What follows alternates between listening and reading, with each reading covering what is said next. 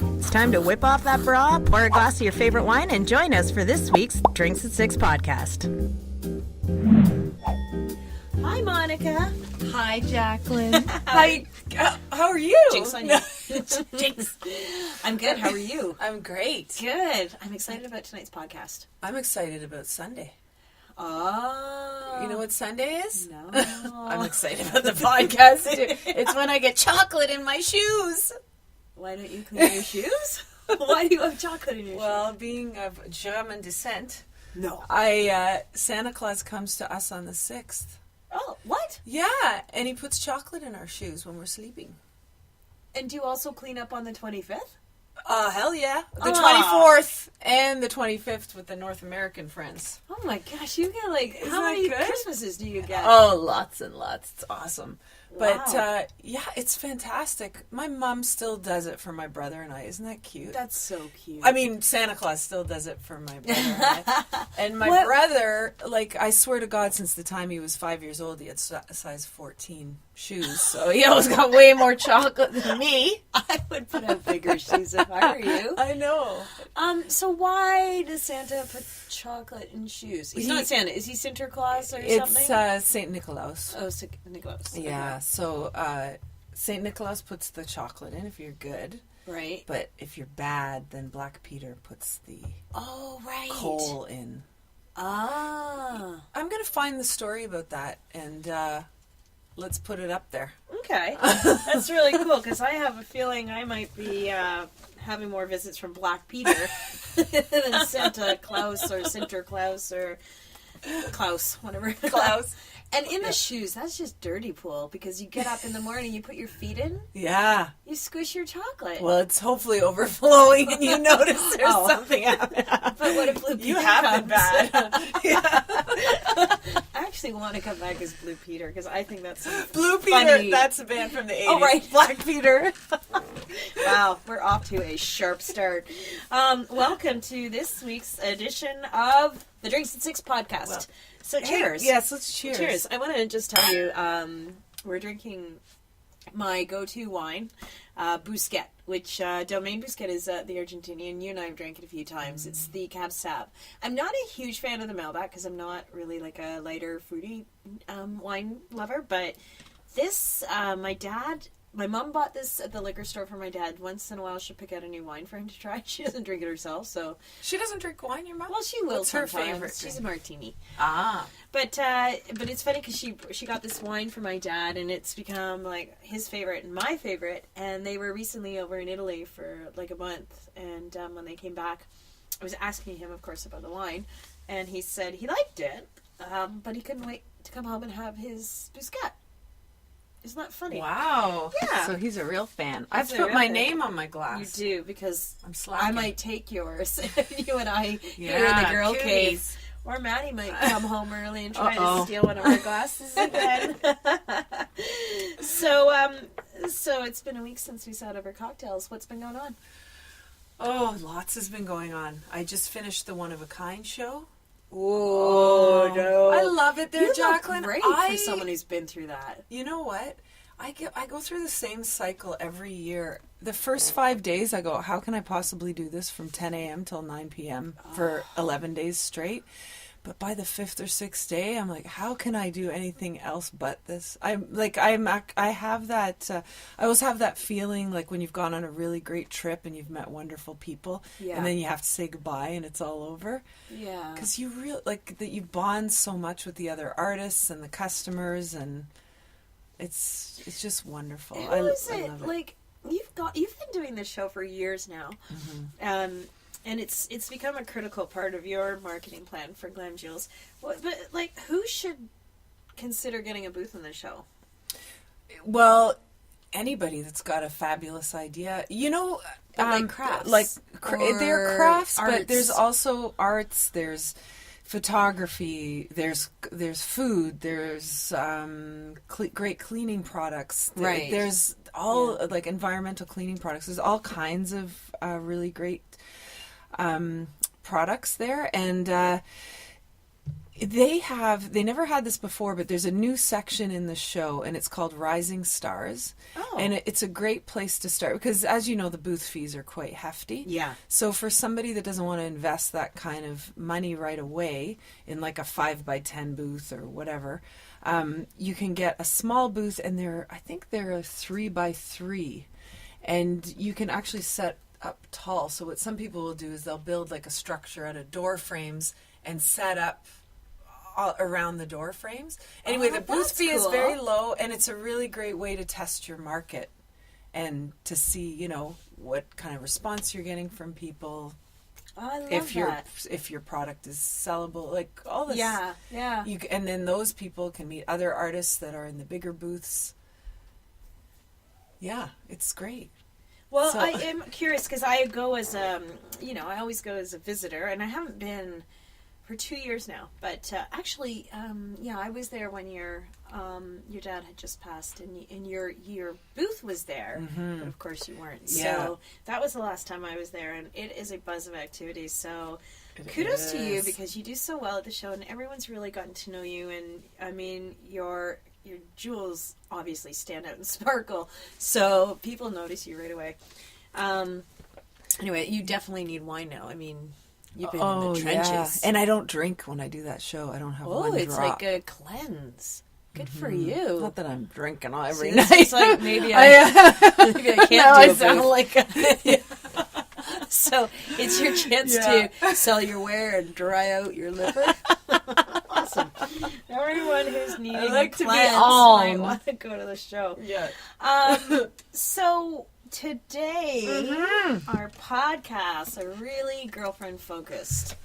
Yeah. Which is good timing because it's been, we're just in the very early stages of winter, but my gosh, it feels like summer, as soon as summer's over, we go into hibernation mode in one way or another. Like for you and I think it's a lot of like, this is when all my big projects come in for clients. I'm doing a lot of writing. I don't see the light of day.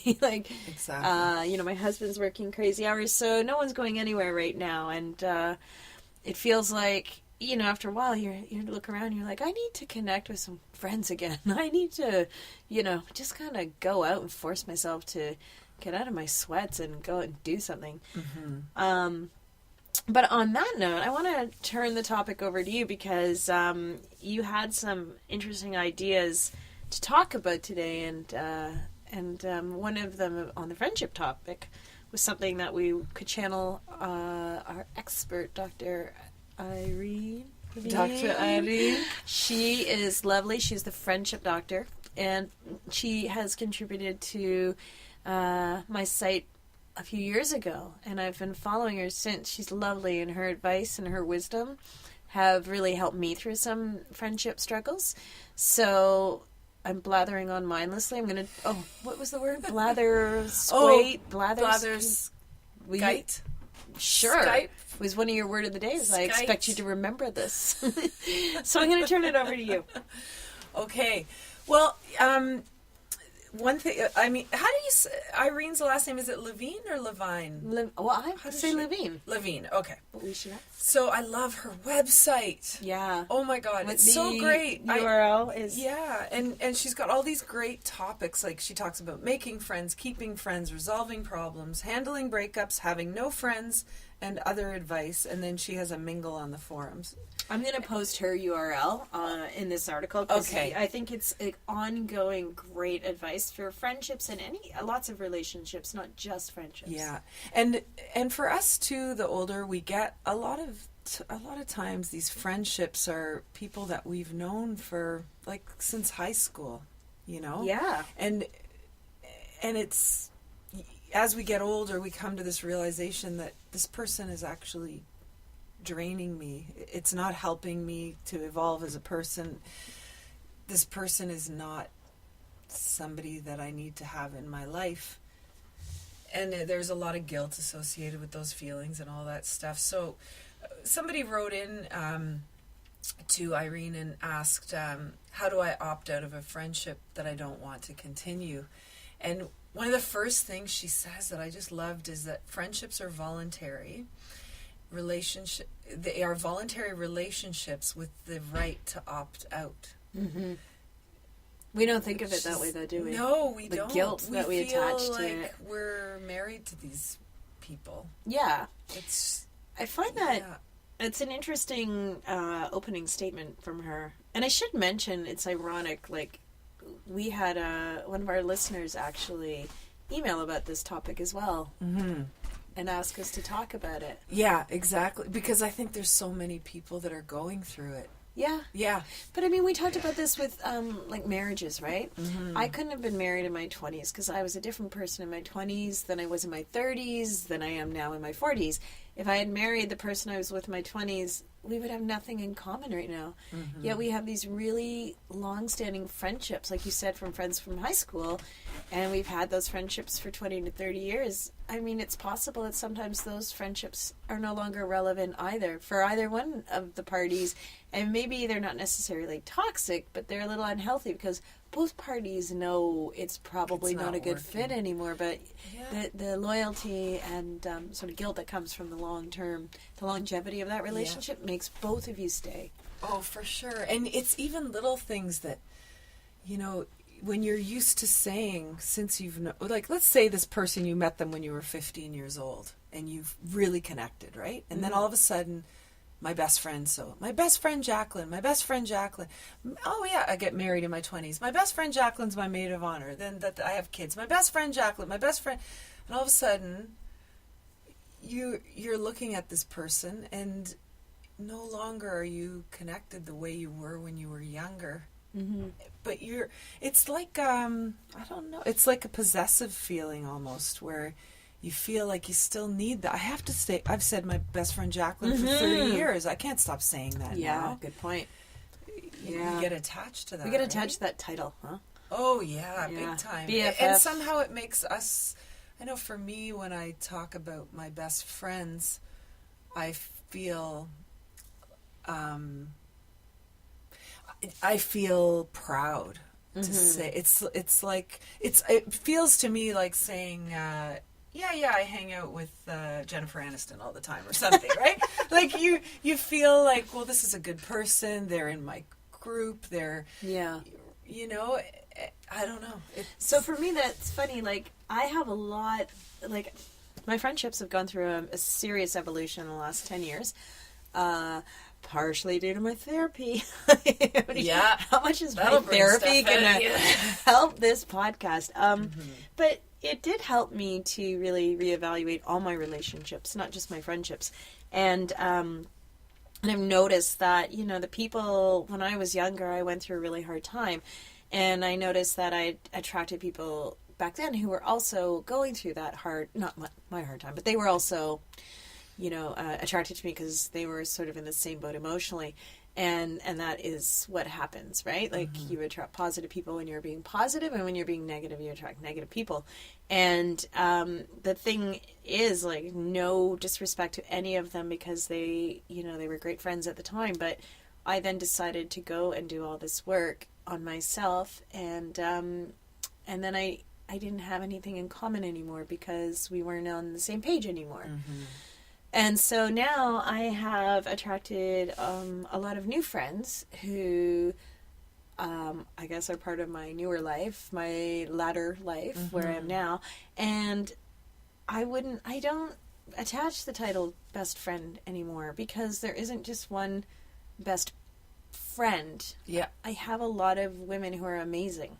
Yes, that's and right. I just don't feel, it's funny, I don't feel the best friend title anymore. Wow. And not in a negative way, but in a really positive way. Interesting. Yeah. Yeah, I still use the best friend. I throw it around. My best friend. You're still my best friend. Don't tell anybody. That was in the vault. That was. Cut it out. But do you know what I mean? Like, I do look at it like, nobody is the best at anything. Like, if you're going through a certain thing in your life, you will call Catherine or one of your friends who knows you in that sort of state that you're in, and you might call me for something else. Doesn't mean that, you know, somebody is more important than another. More important. And for me, you know, I go to certain friends for certain things. I mean, again, we talked about this with husbands. Like, you can't expect your husband to fulfill all your needs when you're friends can't fulfill all your needs either, right? So Exactly. yeah. So anyway, yeah, interesting. Yeah, that's fascinating.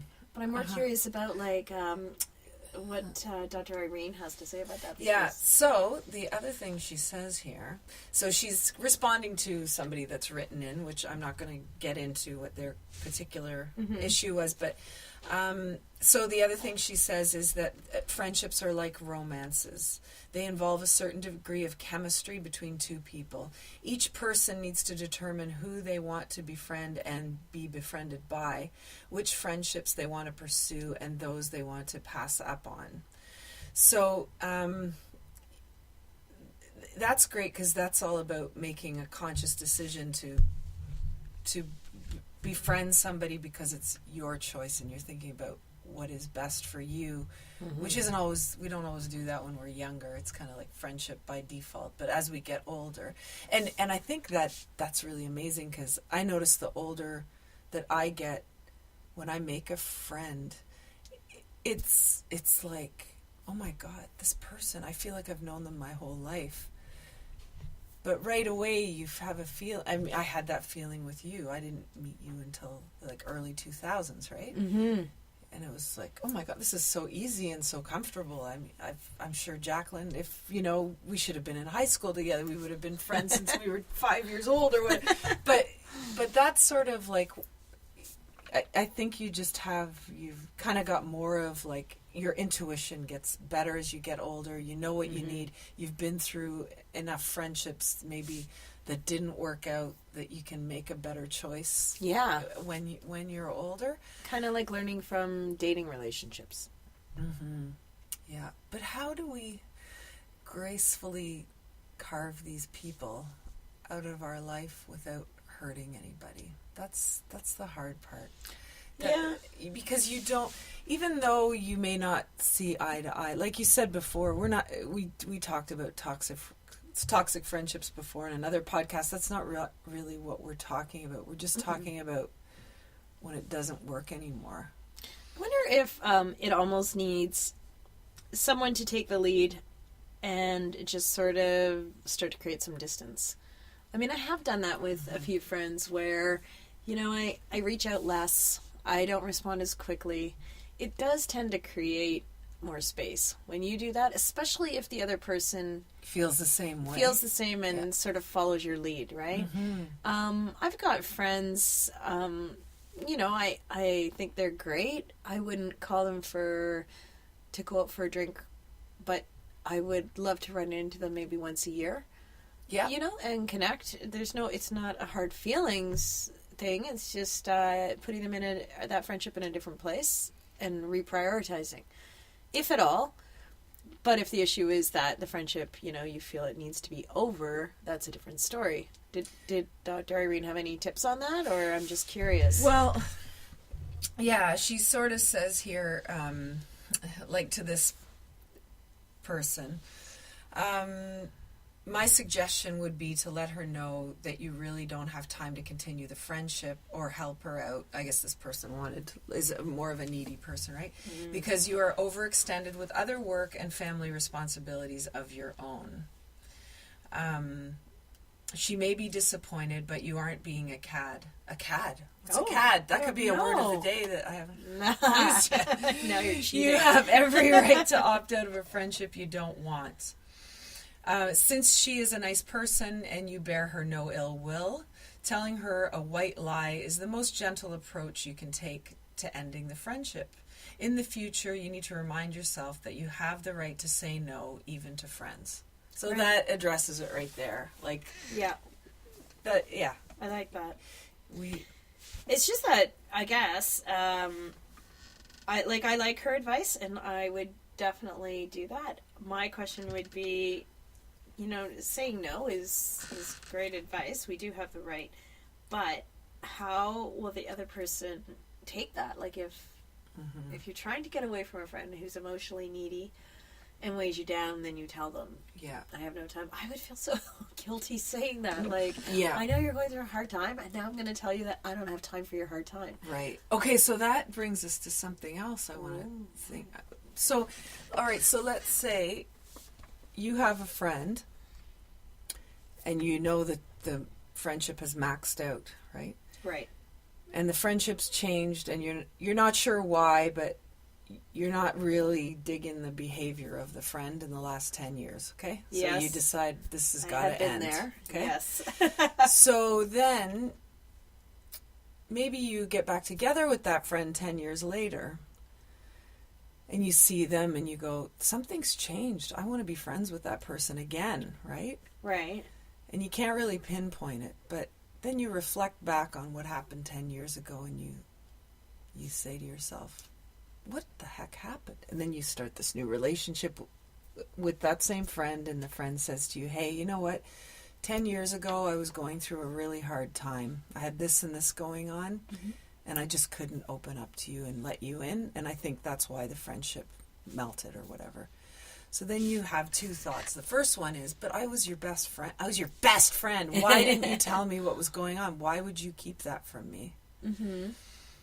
That's not up to you to decide. That's up to your friend to decide. So whatever the outcome of that is what the outcome's going to be. Either you're going to hang out and stand by as the friend acts weird and you have no idea why, or you're going to end the friendship because it's just changed and you can't handle it, right? Yeah. So you can say that to the friend. Then the other side of it is that, let's say we go back 10 years before and the friend did come out to you and said to you, you know what, my husband and I are having like so many problems and I can't take it, and all she talks about every time she sees you is the problem with the husband. Yeah. And you decide to end the friendship because you can't stand listening to problems about the husband anymore. Like, do you know where I'm going with that? It's just like there could be so many ways that something ends. And I don't know. I get what you're saying. I feel so the friend from 10 years ago cannot win, just so we're clear. Right, that's right. The friend from 10 years ago can't win. I told you I'm a whiner. See, so when she comes back 10 years later and says, I had all these problems, maybe that's what I'm thinking is be very careful how you respond to that. Maybe you didn't, like, if you said to her, well, why didn't you tell me that 10 years ago? This never would have happened. Maybe it would have been worse. Yeah. I don't also know. think, though, like, I totally get what you're saying, but I think being probably the friend who 10 years ago, 20 years ago, went through the hard time, there are just some things that are so deep and hurtful that you can't tell other people because you can't even articulate them yourself, or they're so private and you're in a lot of pain and you haven't sorted out for yourself how to get through it. And you know, like, I think cognitively we know that another 14-year-old can't help us out of this mess because this is a job for an adult. So you're not going to put this on your friend. And sometimes too, people don't even realize they're in as much pain as they are and they don't know how to reach out for help. So there's like a whole bunch of factors around that first scenario. But I think as the friend receiving that person back into your life, you can feel like, why didn't you tell me? But I think if you're going to accept this friendship, you have to just be empathetic and say, that person had their own reasons. It had nothing to do with me. Yeah. You know, it had everything to do with what that person went through and nothing to do with me. So in that regard, like, I can identify as the friend, so I can sort of see that. And you know what? Maybe you're right. Like, maybe a long time ago when we were younger, it was too hard to burden someone with all that heavy stuff. So you're right, like, had that friend unleashed and said this was going on and whatever while it was going on, it might have been too much the other way. Yeah, that's right. Yeah. Jacqueline, I'm distracted by something. What? The blue thumb. Why do you have a blue thumb? I call this... Okay, now we're going into a mummy moment. This blue gel nail polish is called Mummy's Revenge. If there was a color named, if I could name this color, I'd call it Mummy's Revenge. Because, and it's been on there for over 2 weeks. I just want you to know I can't get it off. Oh my God. So I had a play date, or I had Maddie's little buddy over for a play date. This is my mummy moment. I had, those decorative gourds that you put in a bowl for fall and Halloween to show that you're all Martha. Yeah. Well, I had them, and I knew they were going to rot soon, and I had these kids over, and I was like, oh my God, they're trashing the girl cave down here, so I need to distract them from from Greg needs to harassing build Magic pink walls with a Mike, lock. tearing down the pillows. Anyway, so I told them that they could all paint these little gourds and take them home to their mummies, because wouldn't that be a nice treat for their mummies? Let them rot in her kitchen. So, so they were putting stickers and everything, and then Maddie pulled out the magic markers, and her little buddy, he painted. She showed him how to paint his toenails and his fingernails with magic markers. So then I had to bring him home that night with magic marker all over him. And his mummy said to me, "Oh, why didn't you just try this nail polish?" Whatever. So I put it on my finger and it won't come off. I think it was revenge. Because I said to her kid. Was she smiling? I think so. We were drinking wine, and I feel like after it went on, I'm like, hey, this doesn't peel off like the kid-friendly one that we were just talking about. And then I think she snickered silently and was like, good luck with that, pal. So, Yeah. So that gourd's going I'm kind of hoping that this is going to grow off. But you need acetone. I need could have brought acetone. you some today. Well, I guess I could go to Shoppers and buy some. Yeah, or just I could see if I there's could an make the open one and 2-minute dunk your walk. thumb in it and make sure no I'm one's gonna have to do that. I have something going on this week. I do need to get one blue nail off. But anyway, I ended up with a blue nail, but she ended up with 3 rotting gourds. So I love it. and I have a little boy with colored nails. And toenails. You might be carved out of that friendship. I might be carved out, and it hasn't even been 10 years. Okay. So I guess that, like, you know, that's an interesting thing, is reconnecting with a friend. But what about back to the original comment that we had to the podcast asking us to talk about this? You know, what about the friend you've had for 30 years? And, you know, I guess you have to determine if you, like, what does your gut tell you? Do you both want to let this friendship go? Can you sort of tell you both want to let this go? Because if the other person is trying really hard to keep it, then you're going to have a harder time disconnecting. Yeah. So that's a tough one. That's That tough. is I a don't tough one. believe that you can get out of this without hurting that person. Yeah, I would have to agree with you. Nobody comes out of a breakup with 2 happy people, right? No. I remember a friendship that I broke up in my mid-20s that was from high school, and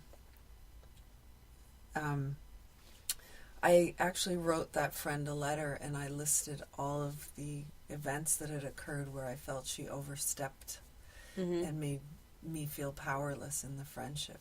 And I never got a response from that letter. Really? But in the meantime, now in my 40s, I've reconnected with her. Oh, you have? Yeah. Oh. Yeah. But, you know, it's amazing. Have you read the book, The Celestine Prophecy? A long time ago. Okay. Yeah. Did you see the movie? I mean, it's pretty. No, I didn't. So that movie, I think it was from the early to mid 80s. And anyway, it's very new agey, a little bit cheesy, whatever. But just the way that, I don't know how they would have described the feelings in that movie without doing it the way they did it. But it's amazing. They start by talking about energy and how there's energy from plants, there's energy from people, and what they show is they'll show 2 people having a conversation, and they'll show the energy when the one person is like overtaking the other. That person's energy starts to dissolve, like the person that's being overpowered, and the other person is gaining energy, and they're growing and they're becoming greater and greater because they're actually taking the energy from that, not necessarily a weaker person, but they're Right. dominating, right? Yeah. So I just found that visual so important, and that's sort of how I gauge now when I meet new people, is I really try to tune into how am I feeling? Am I being supplied with energy from this person, or is it being depleting taken you? away? Yeah. Yeah.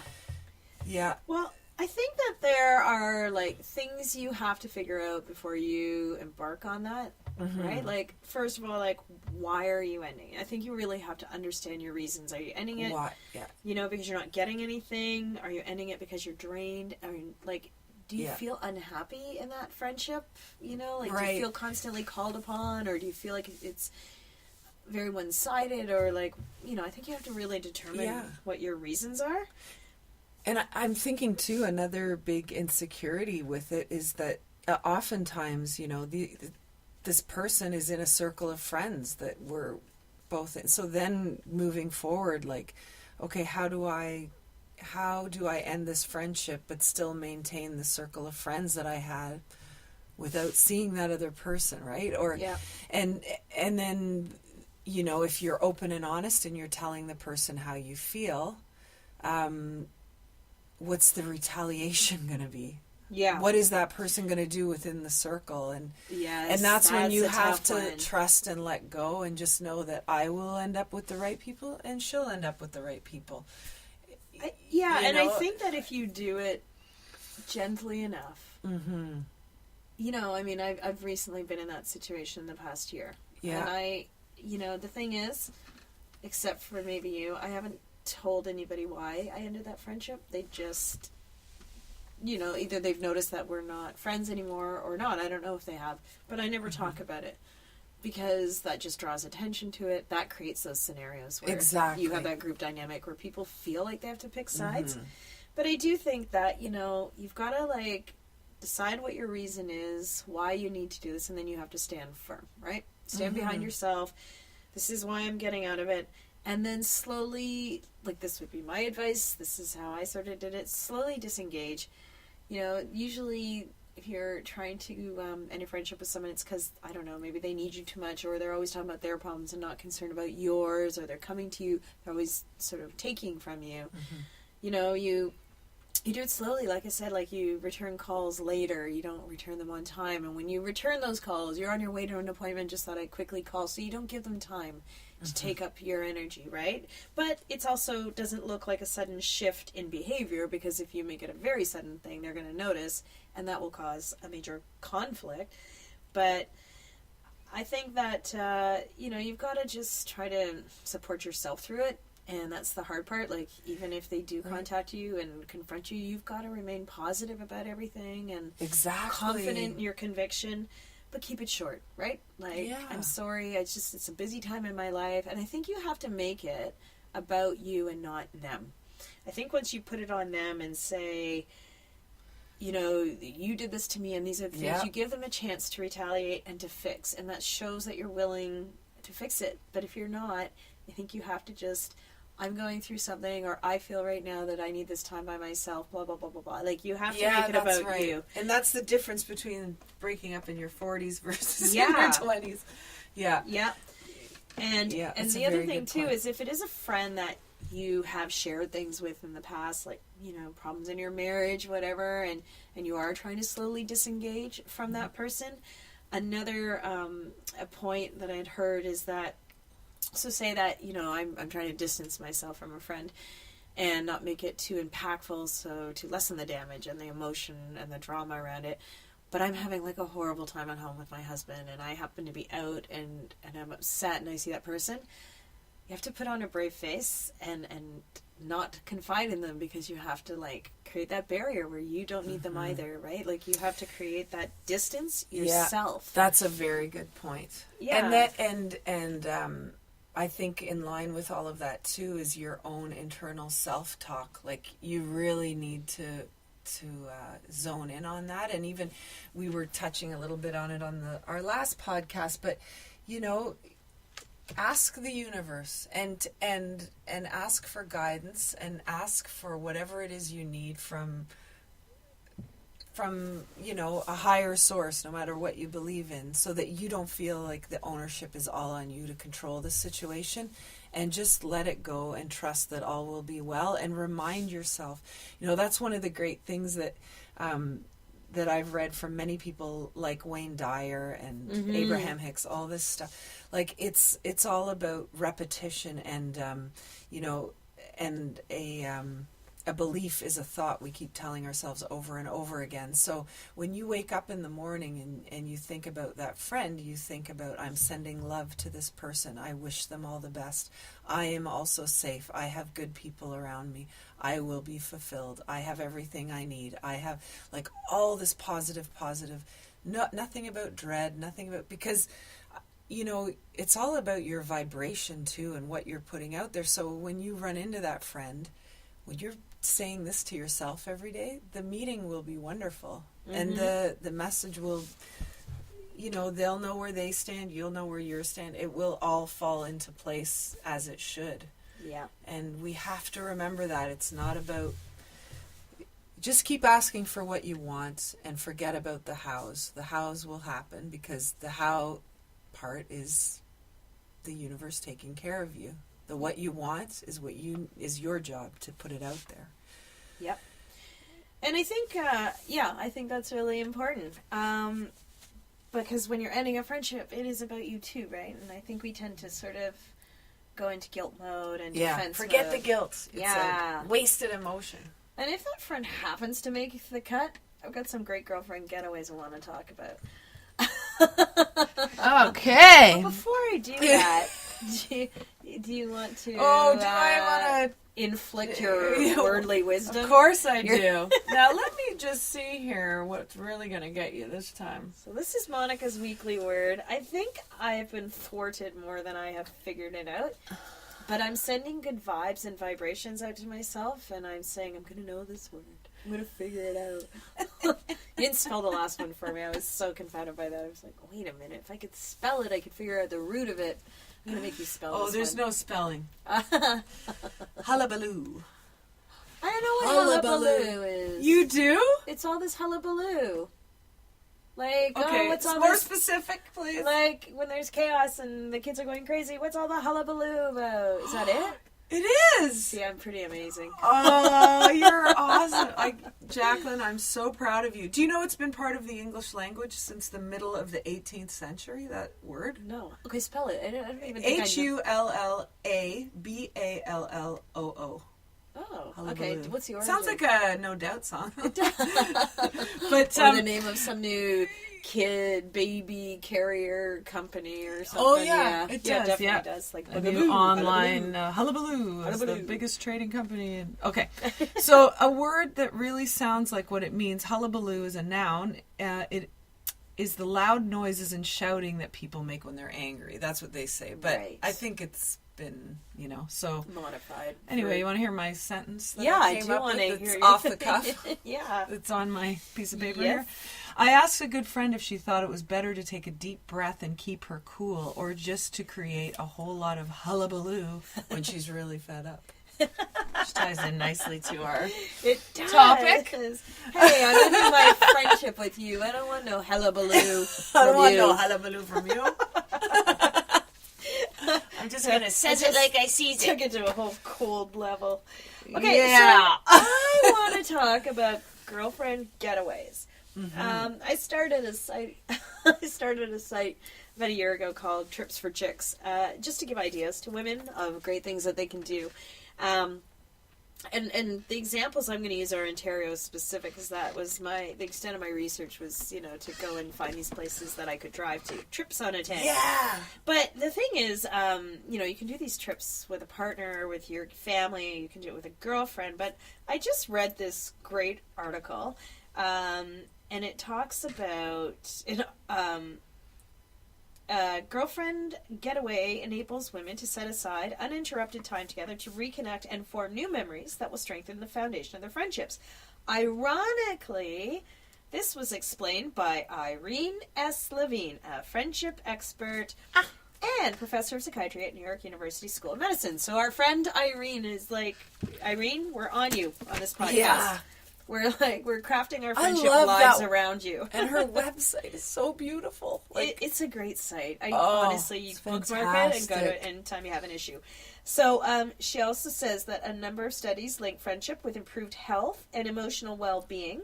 And having close girlfriends alleviates stress, lowers blood pressure, and reduces the risk of depression. That's what you want out of a friend. That's what you want out of a friendship, right? Like, a friend can't do that for you, but your friendship can. Yes, good one. Thank you. Thanks, See Jacqueline. You're I see how you welcome. did that. Anyway, that was in USA Today, and I'm gonna add that story to our notes on the podcast because it is a great article to read, and then they give some examples of getaways in the US. And I want to just talk about some great girlfriend getaways that you can do here in Ontario, but then you can these are just like local, but you can take the idea and find them anywhere you live, right? Yeah. I have a shopping getaway. I want to hear a shopping getaway because that's an important getaway. A retail therapy getaway. Yeah. What? Yeah, appropriate for this time of year. Mm-hmm. Okay. This is my favorite getaway with a girlfriend. Yeah. It is actually a really good summer getaway, but I would do it now too. Go to Port Dover. I love Port Dover. So do I. It's like a mini California. I guess the palm tree would be down now off the beach. The Yeah, beach it have a is. palm tree. They do, right by there. Anyway, I love the pickerel. I love to go to Callahan's. I love Callahan's because it's like a throwback to the early 80s, late 70s, whatever. It's so great. I love staying at the Erie Beach Motel. Because, Oh, you stay there, huh? Uh-huh. I've only ever stayed at the B&B in the motel, the little motel that looks like the 1950s motel right up from the Erie Beach. Oh, Bucks. nice. Bucks. It's called? Bucks, Okay, I think, because this yeah. one is super retro too. Like you go into their dining lounge and you feel like you're like Oh, I've been there for flashback. their perch. Oh yeah, it's Oh, excellent. There's nothing like that. And then you know how we all love to find a store that's like kind of hidden, where it's like a Yeah. little treasure. Mm-hmm. So if you drive just like 20 minutes outside of Dover to a little town called Simcoe, I know Simcoe. there is this store and it's called AKA Designs, and she happens to carry glam jewels, but. I will tell you, this woman that owns the store, Lori, is the nicest, friendliest, most down-to-earth, gorgeous woman, amazing woman. And her store, she's an interior designer, so she's beautiful home decor. But she also carries like fun little jokey gifts, like really awesome things, especially like girlfriend stuff. Oh. She carries a Canadian line of clothing called Artisan, and like she's got beautiful tops, easy to wear things. Like I love it because it's like A-line, which is good for if you have a little bit of a swollen wine belly. She carries that clothing line. Like you just go in there and it's like sensory overload, and she's awesome. Like Oh, I love that. I Yeah. love finding little places like that in little towns, like off the beaten path, unexpected places, right? Exactly. Well, that's why I think like there's so many great adventures that you don't need to be in the city for them. Like you've got to get in your car and get out of town. And there's fresh air in those places. There is fresh air. Like I wanted some of my favorite getaways have been. One was I'll post the link if I can remember where it was. But we did two of my girlfriends and I did a horseback riding overnight camp. And it was great. It was in the winter, so we actually stayed like inside their cabins at night, but we went horseback riding during the day. That was super fun. Like at night we got our wine and got in our jammies with this little tiny heater. I love it. Snuggled up and we all slept in bunk beds, but then we went horseback riding during the day. It was beautiful. And then another great one, I don't know if the vineyards always do some really cool stuff. And I don't remember if it was 30 Bench or East Dell, but we went there years ago and you would do yoga in the vineyard for 2 hours. And then you would have this lunch that was paired with wines from other vineyards. Oh. And it was like a 5-course lunch after 2 hours of yoga. It was so amazing. But I mean, those ones were outstanding. But there's also I did some research because I'm always looking for fun and cool things to do. So there's the vineyards. Always check out the vineyards because a lot of them have activities in the summer, like Shakespeare in the vineyard. They do pole dancing. But if you go to Cochrane, you can take the Polar Bear Express up to Cochrane, and you can actually swim in a tank with polar bears. Just a glass divider. If you're nuts, you can do it. I would do it. Really? You can go in Collingwood or Northern Ontario. You can go dog sledding, authentic dog sledding. Go zip lining, which is always fun. But some of the more cool things, I mean, aside the cowgirl adventures, my girlfriend was getting married and I was her maid of honor. And so I did a Charlie's Angels Day. And I got the T-shirts for everybody, and I booked us into Target Sports. Why wasn't I invited? I thought I was your best friend. I didn't know you. Okay. you hadn't reconnected with me then. So Target Sports, you shoot for an hour, right? Behind this, you get your target, goes down the alley, and then you've got like someone guiding you, and you shoot like cowboy guns, semi-automatics, assault rifles, Colt 45s. Out of here! It's like the craziest, most empowering experience. Like, the girls, a lot of them didn't really want to shoot guns. I'm like, well, I already paid for it, so you're shooting guns. And you have a Charlie's Angels t-shirt. You're not just going to have a manicure. That's not going to earn you that shirt.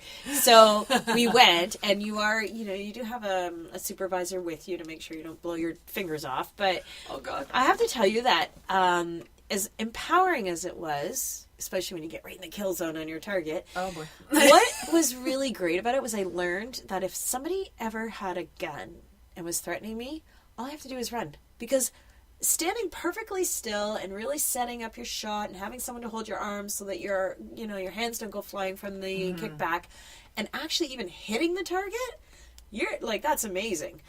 So if somebody was running with the gun, like, unless they're sniper material, don't worry about it. I'm not saying don't worry, but you get the sense, you have more of an understanding of what your chances are, right?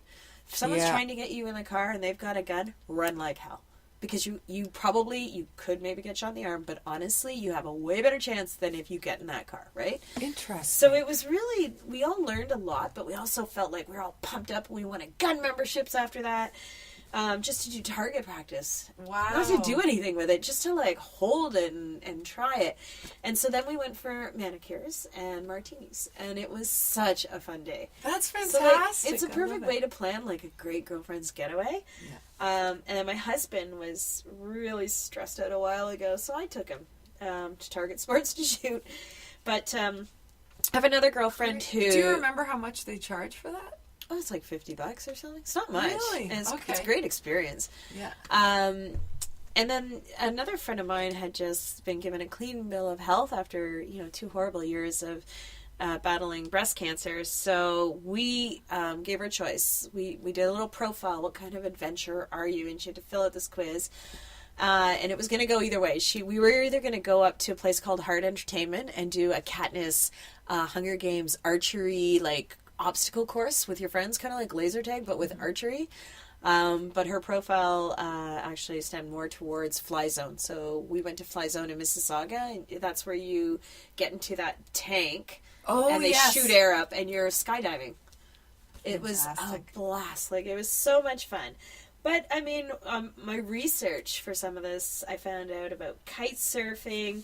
You can, if I could go back to the West Coast, surf girls, I think they're called surf girls. I'll post their name. Anyway, learning to surf, and then they do like yoga on the beach. It's so amazing. So you can create your own adventures, or you can just like hook up with some of these companies, or find places to go, and then contact the local commerce and chamber of commerce and see what's going on. But you can also stay at like some farms, pick your food from the land, and have a chef teach you how to cook it.